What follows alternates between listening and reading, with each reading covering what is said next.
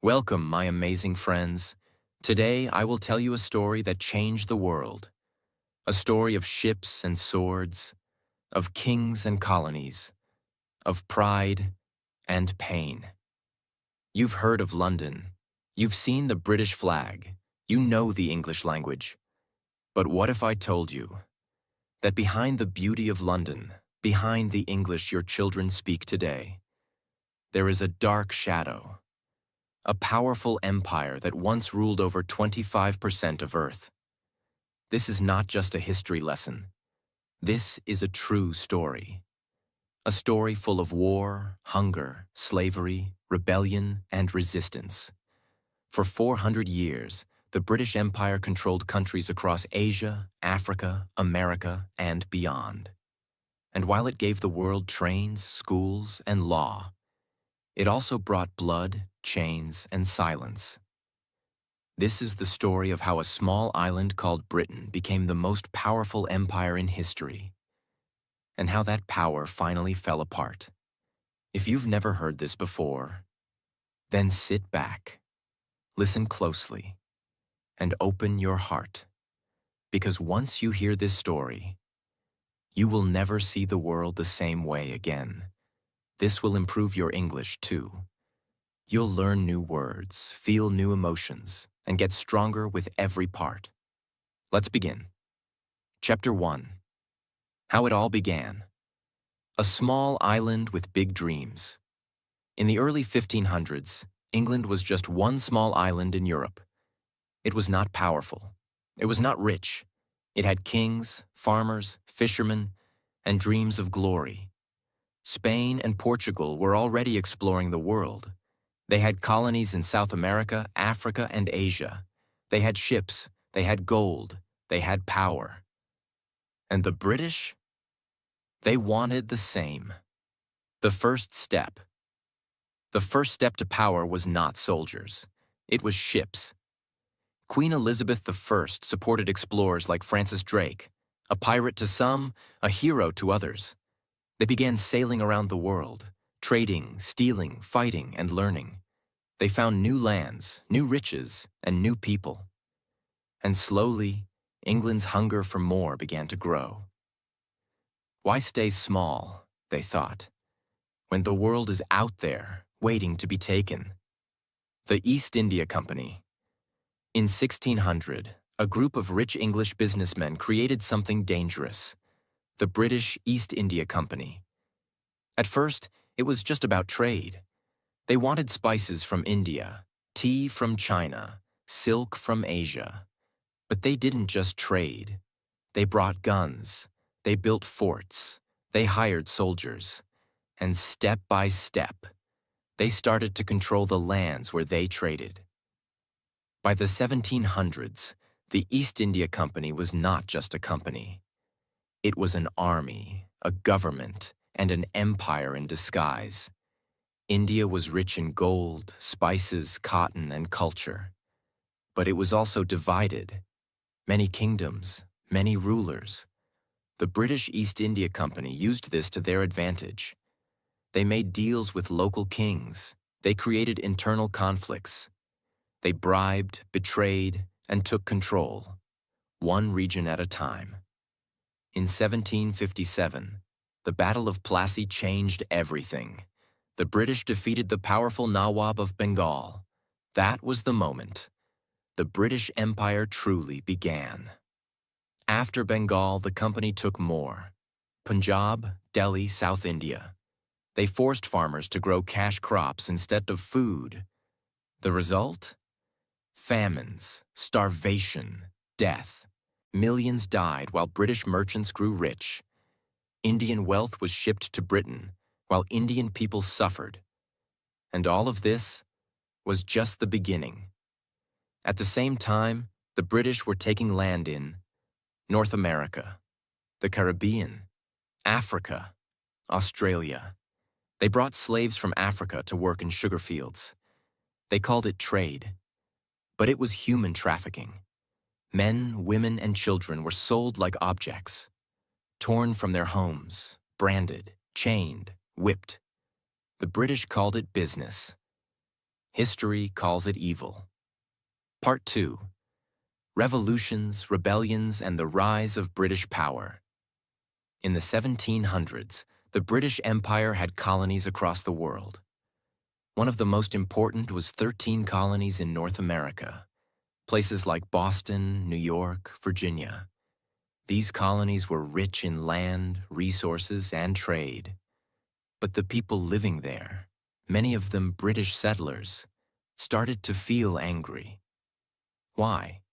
Because even though they lived in America, they had to pay high taxes to the British king, follow British laws, accept decisions made by a government in London thousands of miles away. They had no real voice, no freedom, no respect. The final spark came in 1773 when the British imposed a heavy tax on tea. A group of angry Americans dressed as native people entered a ship and threw 342 chests of tea into the sea. This was called the Boston Tea Party. Britain was shocked and furious. They sent soldiers. They passed strict laws. They tried to control the colonies harder. But it was too late.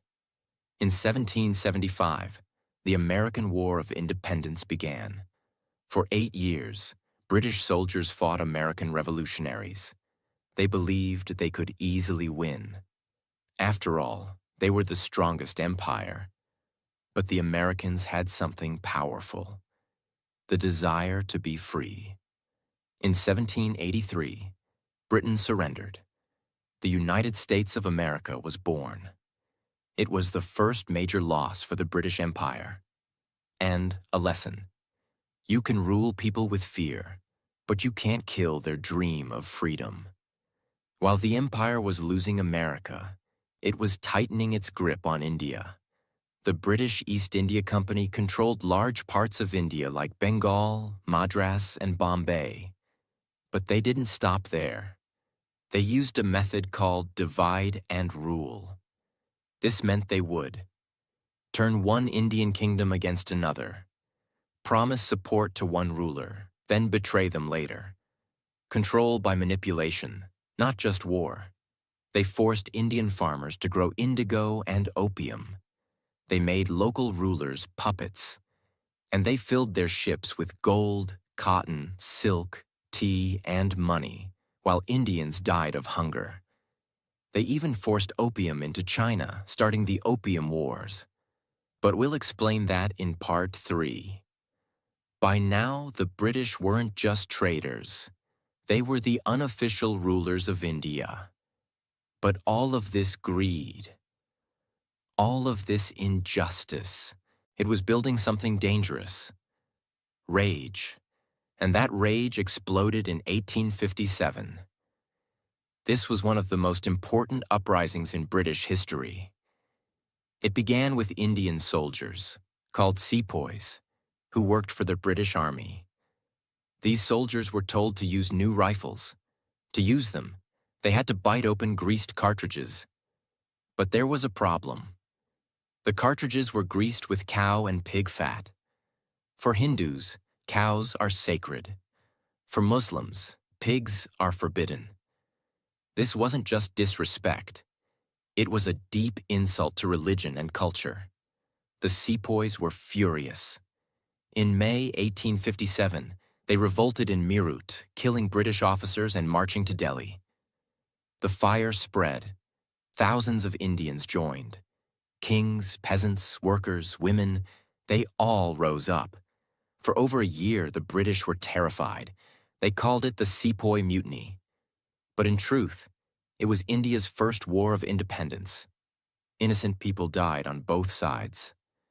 British women and children were killed. Indian civilians were brutally punished. In the end, the rebellion was crushed. But the message was clear. India would not be silent forever. And something huge happened after that. After the 1857 rebellion, the British government realized something. The East India Company was too greedy, too corrupt, and too dangerous. So in 1858, The British Parliament officially took control. Queen Victoria became the Empress of India. Now India was no longer ruled by a company. It was ruled directly by the British Crown. The British called this the Raj, a system where British officers controlled Indian land, law, money, and life. They said they were bringing civilization, but Indians were not allowed in top government jobs, not paid equally, treated like second-class people in their own country. Railways, schools, and roads were built, but mostly to help the British move goods and soldiers. And behind the beautiful buildings was suffering. While all this was happening in India, the British turned their eyes to Africa. Africa was rich in gold, diamonds, land, and labor. But it was divided into tribes and kingdoms. The British, along with the French, Dutch, and others, started the scramble for Africa. They drew fake borders, took land by force, captured local leaders, controlled people through violence and bribery. They used Africans as cheap labor, made them work in mines, farms, and railways. And yes, slavery was still happening even after it was officially banned. In places like Nigeria, Kenya, and South Africa, the British took local languages, banned native religions, taught only English and British values. They tried to erase identity and call it progress. But inside, Africans remembered who they were. The British weren't stopping. They took Australia, calling it Terra Nullius, no one's land. But it wasn't empty. It was home to Aboriginal people. For over 50,000 years, the British sent prisoners to live there. They took land from the natives. They treated them as savages. In the Caribbean, they used African slaves to grow sugar cane. Millions died from overwork, heat, and disease. From Jamaica to Trinidad, the British grew rich, while slaves were beaten, starved, and worked to death. The British called it a civilizing mission, the white man's burden, teaching the world how to live. But what they really brought was exploitation, control, profit for Britain, pain for the people. They built railways, but only to move their goods. They built schools, but only to teach their version of truth. They created laws, but used them to stay in power. By the end of the 1800s, the British Empire was massive. India, Africa, Canada, Australia, Caribbean, parts of the Middle East, islands across the ocean. But underneath this giant system were cracks. People were angry, hurt, awake, and remembering. Part 3. World Wars, Resistance, and the Beginning of the End. As the 20th century began, the British Empire stood at its peak. It controlled a quarter of the planet's land, more than 400 million people. But below the surface, things were changing. People across the empire were starting to question the system, understand their stolen identity, learn new ideas about freedom, justice, and nationhood. Newspapers, books, and education were helping people wake up. But then, the world was thrown into chaos. World War I. In 1914, a single gunshot in Europe changed everything. A prince was assassinated in Sarajevo, and within weeks, the world was at war. Britain, France, Germany, Russia, and Austria-Hungary were all involved. The British Empire needed help, and it turned to its colonies. They called for soldiers from India, Africa, Australia, Canada, New Zealand, the Caribbean. Over 2.5 million men from India joined the war. Hundreds of thousands more came from Africa and the rest of the empire. They were promised respect, better treatment, possibly even self-rule. But what they got was Racism, lower pay, harder conditions. Indian soldiers died in muddy trenches in Europe. African porters carried weapons and supplies through jungles, often with no boots or medical care. They were used, and then forgotten. When the war ended in 1918, the British Empire celebrated victory. But the people of the empire asked a simple question. We fought and died for you. Now will you treat us as equals? The answer was no. And that answer changed everything. In India, after World War I, the British passed new laws to control protest. One law was called the Rowlatt Act. It allowed the British to arrest anyone without trial. On April 13, 1919, in Amritsar, thousands of Indians gathered peacefully in a garden called Jallianwala Bagh. They were unarmed, peacefully protesting, including women and children. But General Reginald Dyer, a British officer, saw them as a threat. Without warning, he ordered his soldiers to open fire. In minutes, over 1,000 people were killed. Many were shot in the back as they tried to escape. There was only one narrow exit, and soldiers blocked it. This was one of the most brutal massacres in British history. The British government praised Dyer. They gave him money. Some called him a hero. But across India, people cried. And one man decided, enough. His name was Mohandas Karamchand Gandhi. Gandhi was different. He didn't believe in guns. He didn't believe in violence. He believed in truth, what he called satyagraha, and in peaceful resistance. He told Indians, don't fight them with weapons. Fight them by refusing to obey. He asked people to stop buying British clothes, stop paying unfair taxes, spin their own cotton, march peacefully, even when beaten. In 1930, Gandhi led the famous Salt March, walking 240 miles to the sea to make salt illegally as a protest against British salt laws. The British arrested him again and again, but each time more people joined. And around the world, people saw something new. A man in simple clothes, fighting the biggest empire in the world, without lifting a single hand. The British were afraid, because now their control was being broken by peace. In Africa, the story was different, but the pain was the same.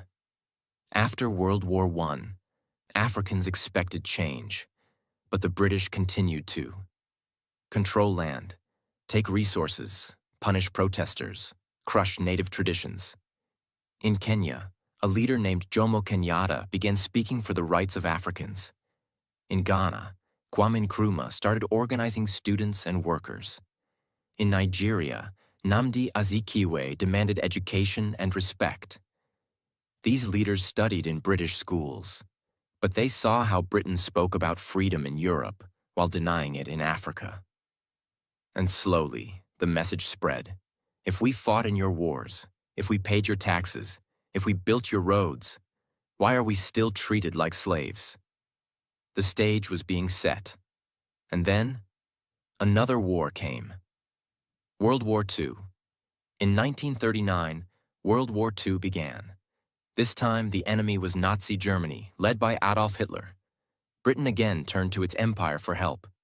Once again, millions from the colonies fought in battles, died in war, helped save Britain from collapse. India alone gave over 2.5 million soldiers. But something had changed. This time, people were more aware. This time, they wanted something in return. During the war, Britain promised freedom after peace, to keep the colonies loyal.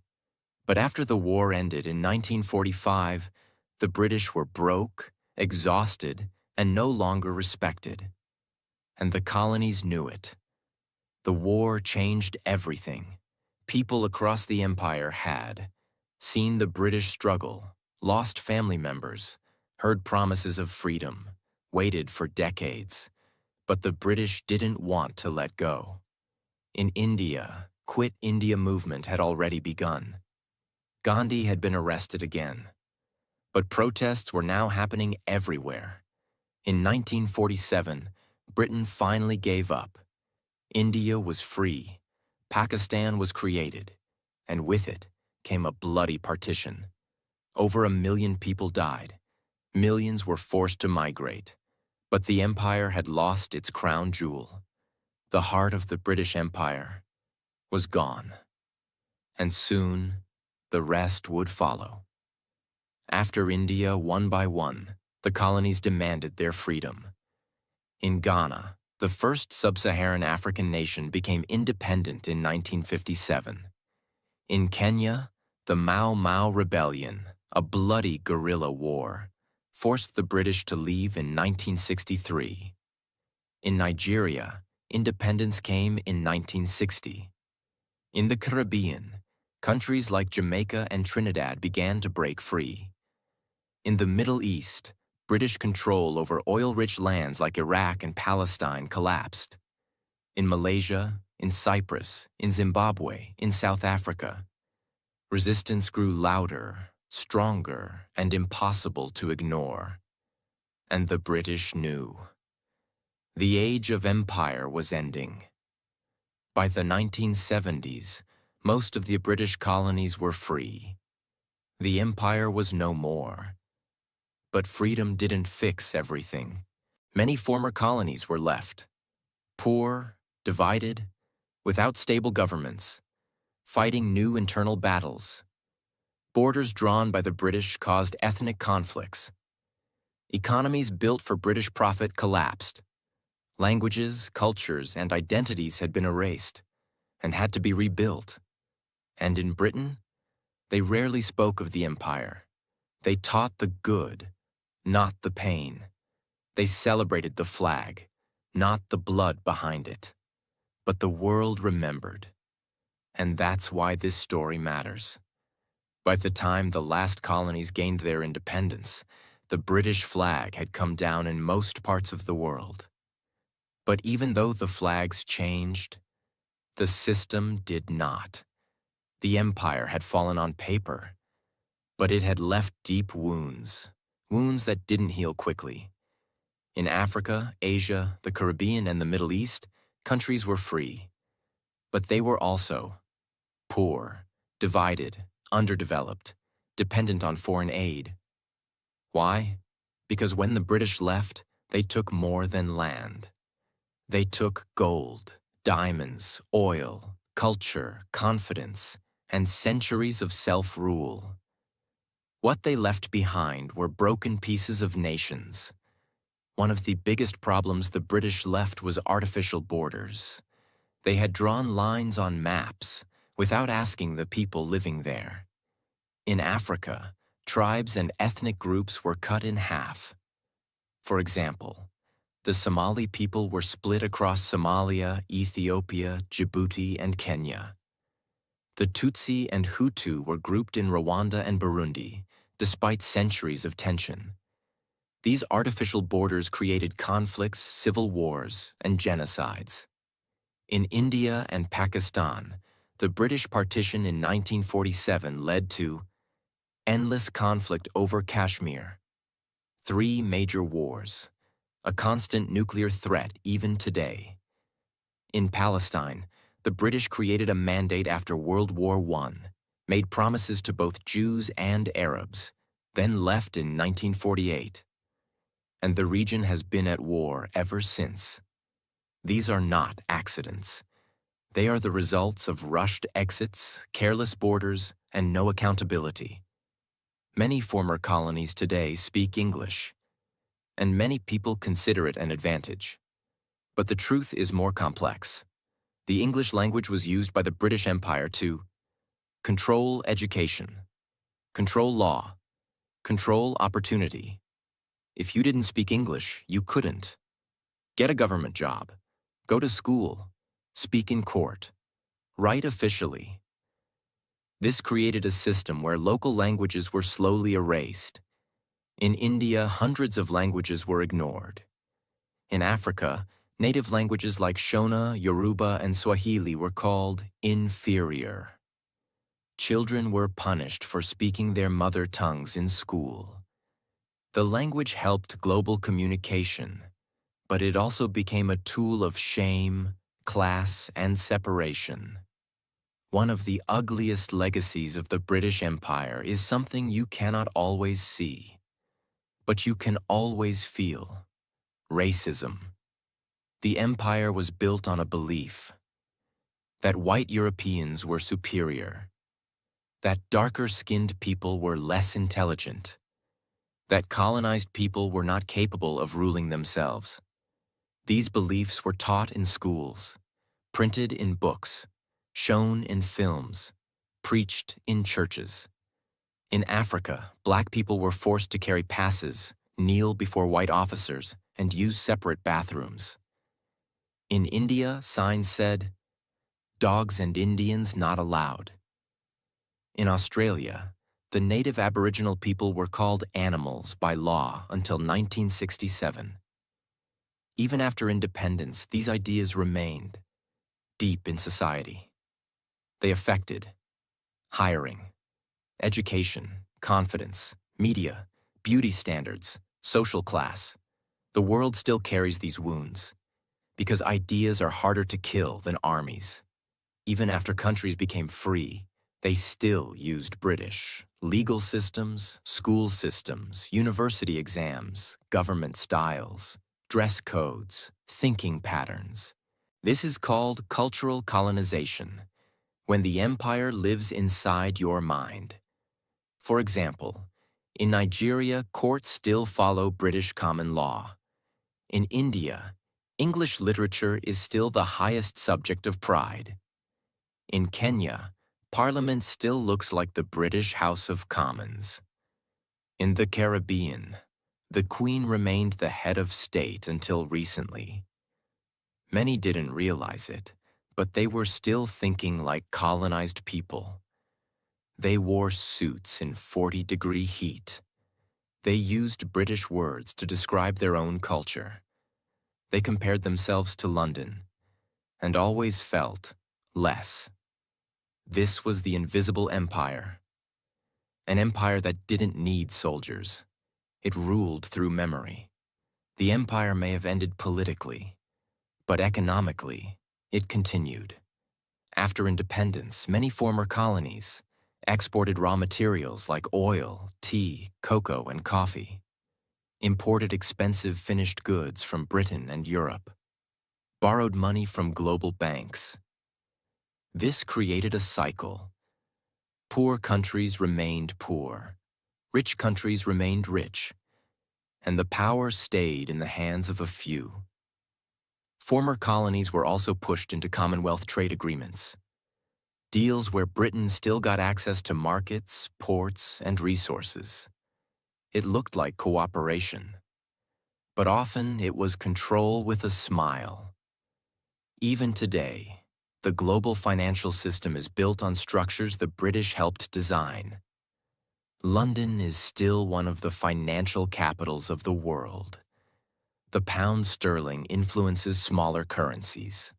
Former colonies often owe debt to institutions that follow British laws.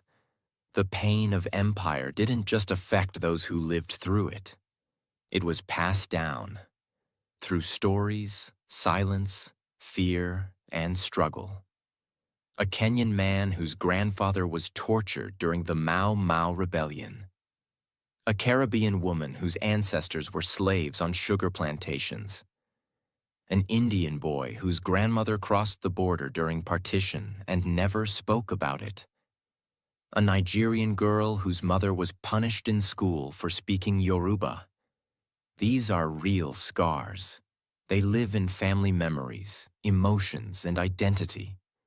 Some people grow up ashamed of their culture. Some are angry but don't know why. Some want to heal but don't know where to start.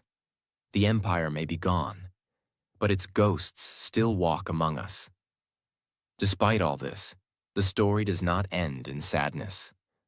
Former colonies are rising. In India, A new generation is reclaiming Indian languages, films, and philosophy. The country has become one of the biggest economies in the world. In Kenya, Swahili is now used in politics, education, and media. Local art, literature, and film are thriving. In Nigeria, Afrobeat music and Nollywood cinema have taken the world by storm. In the Caribbean, nations like Barbados have officially removed the British monarch as head of state. Movements for reparations are growing stronger. In universities and schools around the world, young people are asking, why did we never learn about the empire's crimes? The silence is breaking, and the truth is rising. To understand the modern world, we must understand the empire. Because until we see the roots of injustice, we will never fix the tree. It is not about hate. It is about honesty. It is not about revenge. It is about respect. People in Britain must also know this truth, because most of them were never told what the empire really did. This is not the story of India, not the story of Africa, not the story of the Caribbean. It is the story of all of us. Part 4. Truth, Justice, and the Final Reckoning of the British Empire. By the late 1990s, the British Empire was officially gone. The colonies were free. The Union Jack no longer flew above their palaces. The Queen was no longer their ruler. But now the world was watching. People asked, would Britain apologize? Would they admit what they had done? Would they teach the truth in their schools? Would they repair the damage? The answers were not simple. Inside Britain, something strange happened. The empire was not condemned. It was celebrated. Many British textbooks said, the empire spread democracy, railways, and education. Museums filled with looted objects from India, Africa, and Asia remained silent. The British Museum still displayed the Benin bronzes, the Koh-i-Noor diamond, Egyptian mummies, and stolen artifacts from dozens of countries. There were no signs saying, this was taken by force. This belongs to another nation. This was part of colonial violence. Instead, the empire was remembered like a proud grandfather, not like what it truly was, a system of conquest, exploitation, and control. In the Caribbean, African, and South Asian nations, people began asking, you stole from us for centuries. You made billions while we starved. You left us broken. Now, will you pay us back? This demand was called reparations. It did not mean give us cash. It meant public apology, return of stolen artifacts, financial help to rebuild systems, truth in history books, ending the silence. In Jamaica, politicians demanded reparations for the centuries of slavery. In Kenya, elderly survivors of the Mau Mau Rebellion sued the British government for torture, rape, and imprisonment. In India, leaders asked for the return of the Koh-i-Noor diamond, one of the most valuable gems in the world, taken during colonization. In South Africa, historians demanded Britain acknowledge its role in racial apartheid systems. And in Barbados, the country cut ties with the British monarchy and officially became a republic in 2021. But how did Britain respond? With resistance, denial, and delay. Some leaders said, it's too late now. We did good things too. It's in the past. We owe nothing. But the world didn't stop speaking. When governments refused to speak, the people did. Filmmakers, poets, historians, artists, and educators began telling the story of empire from the other side. Books like Empire Land by Sathnam Sanghera, The Anarchy by William Dalrymple, Legacy of Violence by Caroline Elkins, revealed truths hidden for decades, how millions were killed in colonial famines, how freedom fighters were called terrorists, how cultures were erased, how racism was invented to control minds. Documentaries exposed how slaves were branded, nations were looted, and resistance was crushed. Young people in Britain began asking, why didn't we learn this in school? Why is Churchill called a hero when he caused famine in Bengal? Why are we proud of empire but ashamed of the truth? University students campaigned to remove statues of slave traders, rename buildings, create courses on colonial history, and push for a new understanding of what Britain really was. The empire was not being taught from the top down. It was being uncovered from the ground up. Even in today's world, the shadow of empire remains. In immigration laws, former colonies often face stricter rules. Refugees from war-torn countries, once ruled by Britain, are rejected by the country that once ruled them. In global economics, former colonies still depend on Western aid and trade. Their industries were destroyed long ago and never allowed to rebuild. In language and culture, many countries still measure success in English fluency, British education, Western appearance. In human emotion, many still carry shame of their language, skin, identity, or history, while many in Britain still carry pride for an empire they were never told the truth about. This is the invisible empire. It no longer controls land, but it still controls thinking. But now, a new generation is saying enough. Young people across the world are studying history, speaking openly, reclaiming their languages, reviving their art, telling their stories, asking hard questions, and demanding truth, justice, and healing. In Nigeria, Afrobeat musicians speak about colonial trauma in their lyrics. In India, Dalit writers are sharing how British laws deepened caste divisions. In Trinidad, writers are retelling the sugarcane era through poetry. In Kenya, children are learning Swahili with pride. In London, students are protesting statues of slave owners. They are not asking for pity. They are asking for truth. They are not blaming today's generation. They are blaming the systems that were never changed. The empire may be over, but the lesson is not finished. If Britain wants to truly move forward, it must teach the full truth about its past, acknowledge the pain it caused, return what was stolen, repair what was broken. Stop hiding behind silence, because healing only begins with honesty. This is not just Britain's story. This is your story, if you speak English. This is your story, if your country was ruled.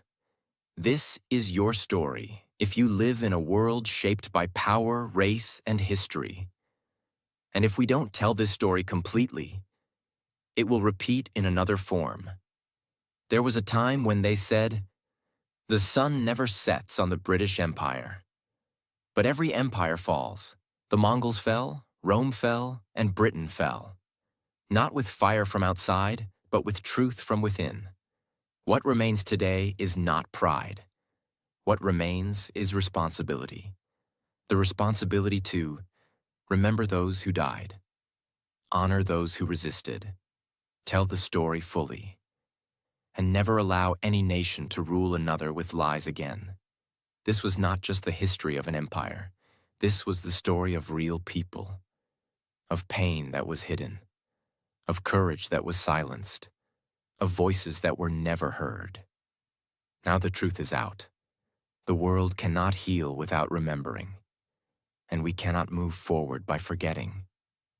So let's carry this story, not with hate, but with honesty, with hope, and with the promise, never again. If this story opened your eyes, if it made you feel something, then let's keep learning together. Subscribe to this channel, not just for English, but to understand the world, to question the past, and to build a better future. Because knowledge is power, and stories like this deserve to be heard. I'll see you in the next video.